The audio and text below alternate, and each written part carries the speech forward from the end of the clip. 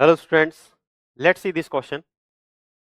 The heat of neutralization of perchloric acid HClO4 with NaOH is same as that of HCl with NaOH. Reason दिया है both HCl and HClO4 are strong acids. ठीक है, तो basically आपको इस सवाल को सॉल्व करने के लिए हीट ऑफ न्यूट्रलाइजेशन की इंफॉर्मेशन होनी चाहिए. क्या होता है heat of neutralization? Heat of neutralization क्या होता है भाई? हम ये कहते हैं कि जब कोई भी स्ट्रॉन्ग एसिड, ठीक है, उसका एक equivalent, one equivalent strong acid का स्ट्रॉन्ग बेस के वन इक्विवेलेंट के साथ में रिएक्ट करता है, तो उसके साथ में रिएक्ट करता है तो हमारे पास में सॉल्ट प्लस वाटर बनता है. और उसके साथ में जो एनर्जी रिलीज होती है, साथ में कुछ एनर्जी रिलीज होती है, उसी एनर्जी को हम कहते हैं हीट ऑफ न्यूट्रलाइजेशन. और ये जो एनर्जी रिलीज होती है उसकी वैल्यू फिक्स होती है. उसकी वैल्यू कितनी होती है? फिक्स होती है. ये होती है 57.3 किलो जूल, ठीक है, पर मोल. ऐसे लिख दो, पर इक्विवेलेंट लिख दो, पर इक्विवेलेंट.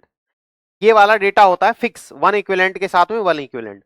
अब देखो यार, the heat of neutralization of perchloric acid, perchloric acid का एक H प्लस छोड़ेगा, ये पानी में जाएगा तो एक H प्लस छोड़ेगा, एक मोल H प्लस छोड़ेगा विद NaOH. NaOH भी पानी में जाएगा तो कितना छोड़ेगा? एक मोल ऑफ OH माइनस छोड़ेगा. एक H प्लस और एक OH माइनस, एक इक्विवेलेंट का मतलब यही होता है. एक H प्लस और एक OH माइनस जो एनर्जी छोड़ेगा वो सेम रहेगा.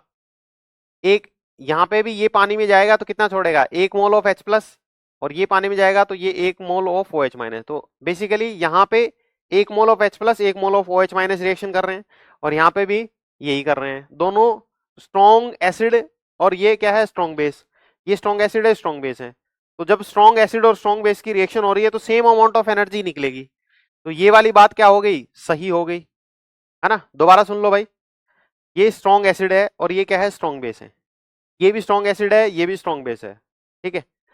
इसको पानी में डालने पर ये एक H प्लस देता है, इसको पानी में डालने पे एक OH माइनस देता है, इसको पानी में डालने पे ये H प्लस देता है, इसको पानी में डालने पर एक OH माइनस देता है. तो संख्या भी बराबर दे रहे हैं ये पानी में जाने पर. इसका मतलब हीट ऑफ न्यूट्रलाइजेशन की वैल्यू भी क्या होगी? बराबर होगी. लेकिन अगर मैं यूं कहूं H2SO4 है और साथ में BaOH होल ट्वाइस है, ये भी स्ट्रॉन्ग बेस है और ये भी क्या है? स्ट्रॉन्ग एसिड है.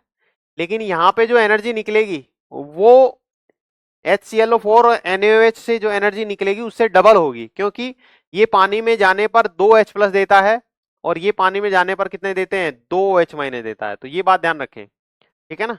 स्ट्रॉन्ग एसिड और स्ट्रॉन्ग बेस में ये एसिड है, इसकी बेसिसिटी कहलाती है, ये बेस है, उसकी एसिडिटी कहलाती है 2.